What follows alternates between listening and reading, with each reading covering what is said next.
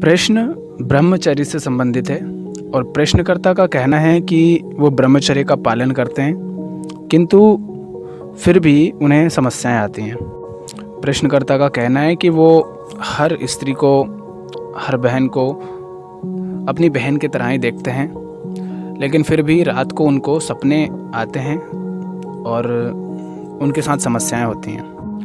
नहीं चाहते हुए भी मन में गलत ख्याल आते हैं, तो मैं ब्रह्मचर्य का पालन कैसे करूं? तो पहली बात तो ये कि आपको ये समझ आना चाहिए कि ब्रह्मचर्य का अर्थ होता क्या है, क्योंकि ये बात बहुत गलत फैली हुई है कि ब्रह्मचर्य का अर्थ होता है कि वीर्य को बचाना है।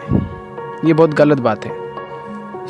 स्वामी विवेकानंद का उदाहरण देखकर अक्सर लोग कहते हैं कि वो ब्रह्मचर्य का पालन करते थे और ब्रह्मचर्य का पालन हमको करना चाहिए, इसीलिए हम भी करते हैं। इस तरह की बातें बहुत चल रही हैं और चलती रहती है, लोग करते हैं। ऐसे बहुत सारे साधु संत भी होते हैं जो कहते हैं कि स्त्री से दूर रहना चाहिए, स्त्री को देखना नहीं चाहिए, नहीं तो ब्रह्मचर्य के मार्ग से विमुख हो सकते हैं। इस तरह की बातें करते रहते हैं। तो क्या स्त्री से दूर रहना ही ब्रह्मचर्य होता है? क्या वीर्य को बचाना ही ब्रह्मचर्य होता है? नहीं। भगवान श्री राम ने तो शादी की थी, क्या वो ब्रह्मचारी नहीं थे? श्री कृष्ण की शादी हुई थी, क्या वो ब्रह्मचारी नहीं थे? बुद्ध ने शादी की थी, क्या वो ब्रह्मचारी नहीं थे?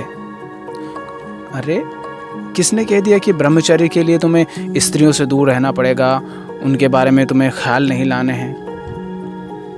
ब्रह्म का अर्थ समझते हो? ब्रह्म का अर्थ होता है वह एकमात्र सत्य, जिसे कृष्ण ने आत्मा कहा है, जिसे महावीर ने अहिंसा कहा है, जिसे बुद्ध ने सत्य कहा है। तो जो सत्य मात्र है, सत्य है, उसे ब्रह्म कहते हैं। वो ब्रह्म है।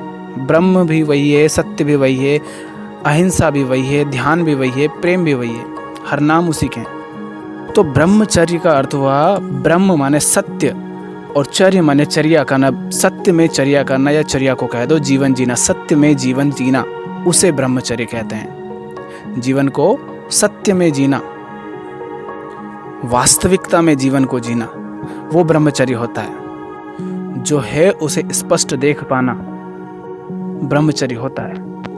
ब्रह्मचर्य ये नहीं कि तुम कोई स्त्री आई तो उससे मुंह छिपा लो। तुम्हारा जन्म स्त्री से हुआ है, तुम्हारा बचपन उसी से दूध पीकर बड़ा हुआ है। तुम पैदा कैसे हो जाते अगर स्त्री के साथ तुम्हारा कोई संबंध नहीं होता? तो फिर तो तुम्हें बचपन से ही ब्रह्मचर्य का पालन करना था।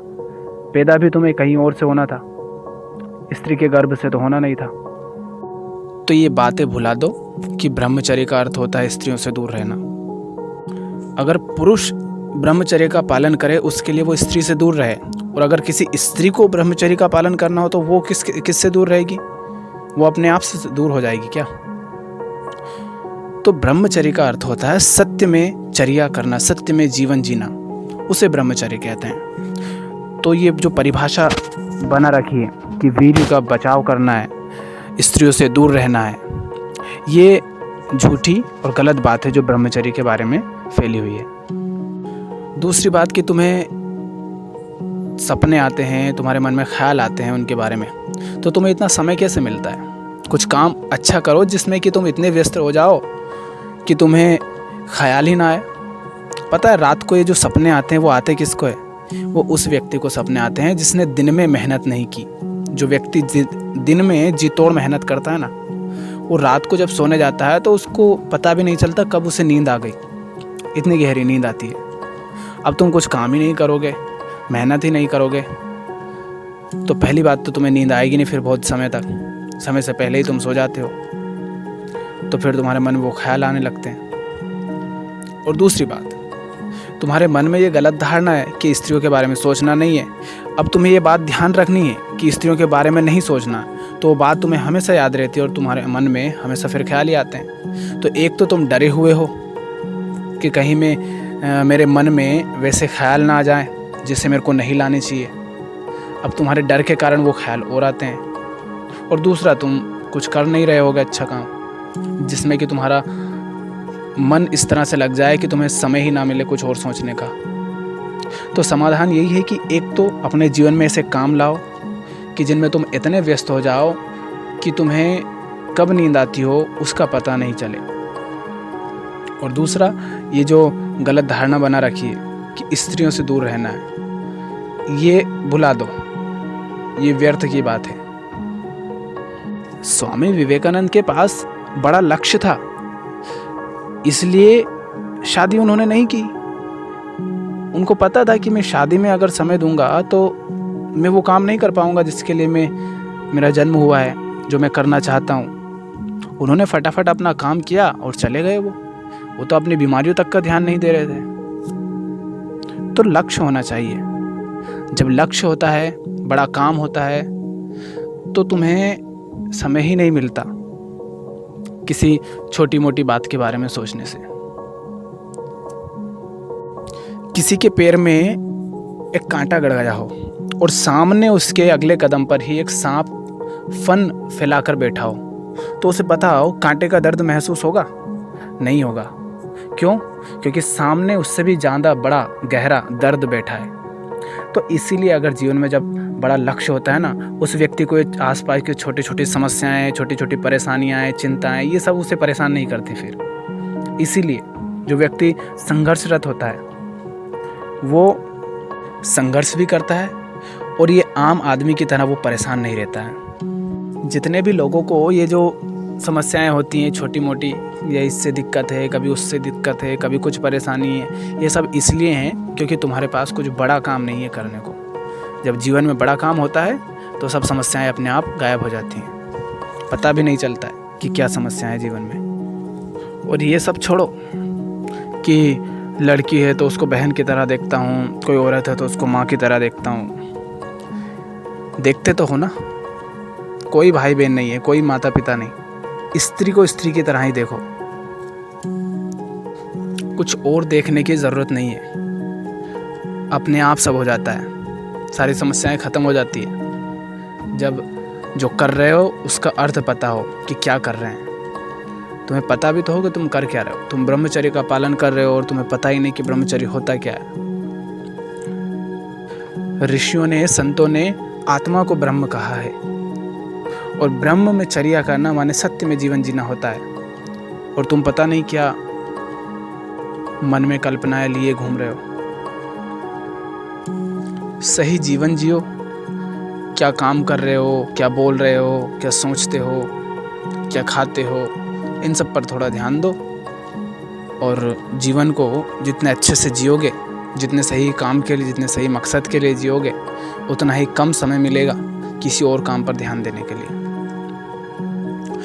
जब बुद्ध को सुनते हो, स्वामी विवेकानंद की बात करते हो, राम की, कृष्ण की, भगवान महावीर की बात करते हो, तो ये कोई भी नहीं थे जो स्त्रियों से दूर भागते थे।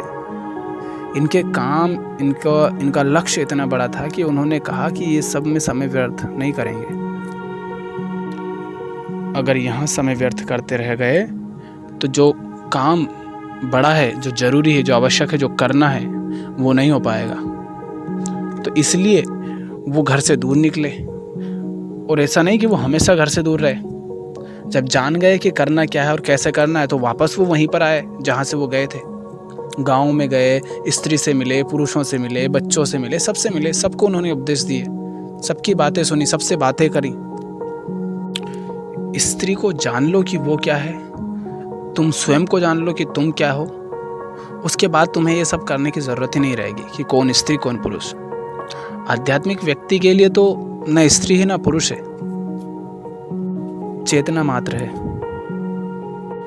किसी को भी वो ऐसे नहीं देखते कि कौन अमीर है, कौन गरीब है, कौन छोटा है, कौन बड़ा है, कौन काला, कौन गोरा। नहीं, वो देखते हैं कि चेतना के आधार पर कौन कितना ऊंची चेतना वाला व्यक्ति है और कौन कितनी नीची चेतना वाला व्यक्ति है। तो जानो अपने आप को पहले कि तुम हो क्या, कौन हो तुम। उसके बाद तुम्हें ब्रह्मचर्य का पालन करना, सत्य की खोज में जाना, ये सब समझ आ जाएगा कि क्या करना है और क्या नहीं करना। क्योंकि आज अगर युद्ध लड़ना हो तो पहले की तरह तलवार से, घोड़े हाथियों से नहीं लड़े जाएंगे। आज के हिसाब से लड़े जाएंगे। तो उस समय बुद्ध जंगल गए थे, आज तुम जंगल नहीं जाओगे ना।